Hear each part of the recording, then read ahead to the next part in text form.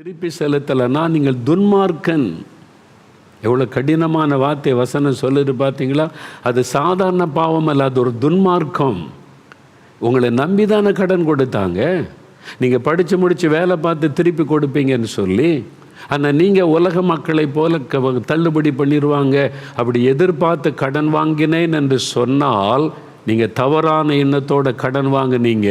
உங்கள் life long ஆசீர்வாதம் இருக்காது. உங்களுடைய பொருளாதாரத்தில் அறிந்து கொள்ளுங்க. உங்கள் பொருளாதாரத்தில் ஆசீர்வாதம் வேணும்னா முதல்ல இதில் உண்மையாக இருக்கணும்.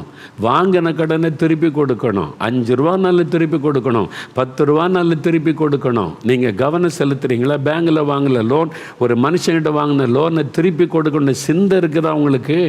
அந்த எண்ணம் இருக்குதா? திருப்பி கொடுக்கணுமே. அல்லது நான் பார்க்கும்போது நான் சீக்கிரம் தந்துடுறேன், எனக்கு கொஞ்சம் கஷ்டப்பட்டுட்டேன், எனக்கு பணம் வந்தோடனே தந்துடுவேன்னே அது சொல்கிறீங்களா? நீ வாங்கிறத பற்றி சிந்தையே இல்லாமல் வாழுகிற சிலர், அதனால தான் ஆசீர்வாதத்தை இழந்து போகிறீங்க. ஊழியக்காரர்கள் கூட அறிந்து கொள்ளுங்க.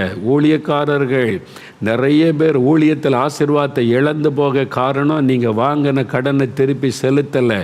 ஆவியானவர் உங்களோடு பேசுகிறார். சிந்திங்க.